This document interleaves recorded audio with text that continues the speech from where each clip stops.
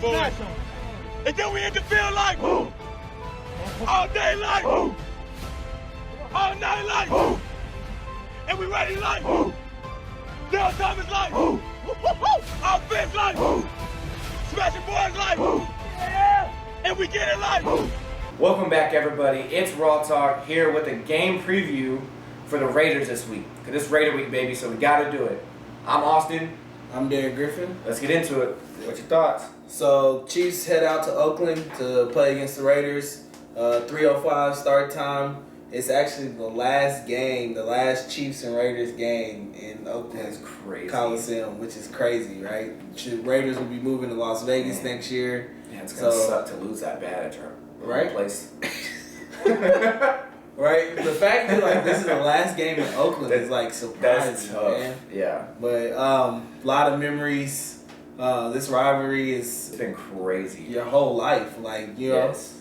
All you know is the Oakland Raiders. Right, at that Coliseum. Right. It's that baseball field. I actually I hate it, but then I also kind of get excited for it because it's as a Chiefs fan, you it almost embodies the Raiders. Yeah. The Coliseum, that field, the way they are there, Right. It is the Raiders. Right. It doesn't feel the same for them to go to it's gonna be in Vegas and Right. be this great stadium and look brand new. It's right. Who are these guys? Yeah. It's gonna be weird. Yeah. But the game itself this weekend, I think it's gonna be a bloodbath.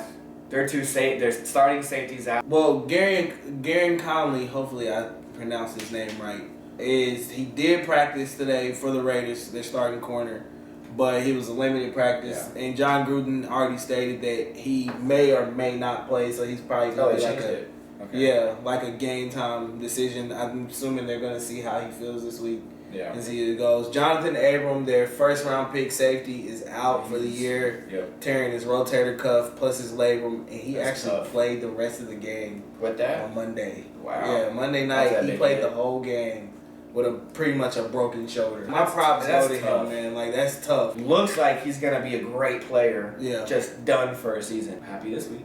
Right. Right. I think we'll get into our key matchups, and one of our biggest key matchups, I think, going into this game is going to be Josh Jacobs and Tyrell Williams against this Chiefs defense. So, what are your thoughts on Josh Jacobs? It looked like he's a baller. Mm-hmm. So it's gonna be tough. Fournette didn't really go off against us. We didn't really stop him, but he didn't go off either. Mm-hmm. So I think it's gonna bode well for us. I think our run defense is gonna be that much better next week. Yeah. So I don't think he does the same thing. He might get one touchdown because they get there and will be up enough to where maybe they get on the 3-yard line and he runs it in. Mm. But I don't think he gets any big games, big plays. Like we mentioned in previous episodes, our tackling has been a lot better. So I don't see him breaking it off like that. Mm. But it still is our defense, and you still don't know. Right. We think, but we don't know. So if we don't stop him and we don't slow him down, they could make it a game because of time of possession. So that's more for me, because we know probably Tyrell's probably going to get 80 and a touchdown or two, most likely. Yeah. And what I seen from Josh Jacobs was he was one of the only Alabama running backs that got drafted this year that didn't have that many carries coming into this draft. So I think that he's fresh. I think that he adds a different element to their offense that they haven't had in a while. They try to capture that lightning in the bottle with Marshawn Lynch, and that kind of didn't work out for them. And then last year was a slew of journeyman guys like Doug Martin and Jalen Richard and stuff like that. So I think that he adds a different element. He's a tough kid, tough runner, can obviously catch out of the backfield. So I think he gives Derek Carr a nice little safety net back there. From what I've seen, he can pass block too. Yeah. So he's a jack of all trades back there. I think that the Chiefs have to really be keying in on him and watching, making sure that he doesn't explode on them. I think Tyrell Williams has emerged as their number one guy. Obviously, since the Antonio Brown fiasco went down, Tyrell Williams has to step up and be the guy that Derek Carr is gonna basically rely on. So I think that he's gonna be a big key for them. Even though Breland really didn't get exposed at all last week. Yeah. But I don't know if Steve would let him travel. Yeah. Like, if that one guy's just killing us, will Steve adjust and just let Breland go? Yeah. Because what they might do is just put Tyrell on Ward's side and just throw dots his way. Yeah. That's what I'm afraid of. I hope that doesn't happen. I hope Steve makes adjustments. Or else, like, they could make it a scoring fest.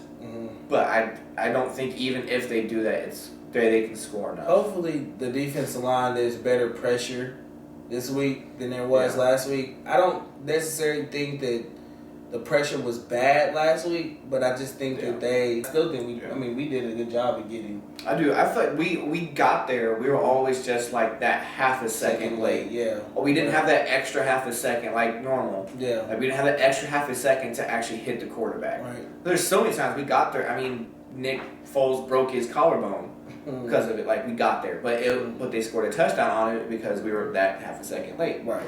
You know, so if we can just get that just a split second of time, let Frank get there, let Chris Jones get there, it could change the whole game. So with that being said, what is your score prediction? Same as last week, but I might go higher. I bet 45-24.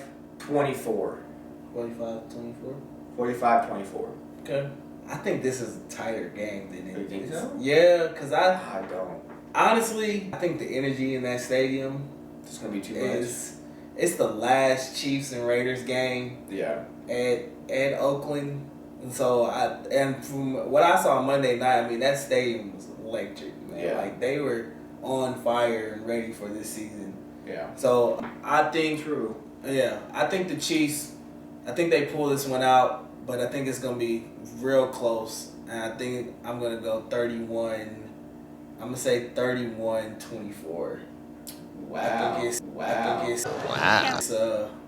I think it's really close. Yeah, I think it comes down. Basically, I think it comes down to the Chiefs' defense getting that clutch stop. Yeah, that they. I just think it's gonna be a lot closer than what people think, man. But you gotta think, last year, man, in Oakland, we were only up 33-30 going into the late minutes of the fourth quarter. You know? Yeah. That was a game where, we put up a lot of points, but they were still in the game, man. Derek Carr had a good game that game. Yeah. I don't see it. I don't. I just think that they are at a point, and especially in their season, with how much Antonio Brown stuff has affected them.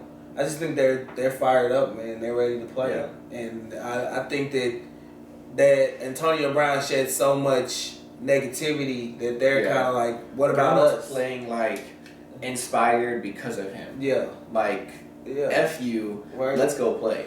You know, that's in a way what it sounds like. I get it. Right. But you're going to have all the heart and the fight you want. Mm-hmm. But when you're coming up against Billy Badass, just kind of like, Right. it doesn't matter all the heart and fight. Hey, like, I hope the that's Chiefs what I prove me think it's gonna wrong. And I hope they go out there and they put up 50 on them. Right. I would love that. But I always just try to be realistic as I can. And I just think that it's the last If game. that happens. With that being said, that's the game preview. Next, we got Foursquare. A little point situation game we'll get into on the other side. Foursquare next.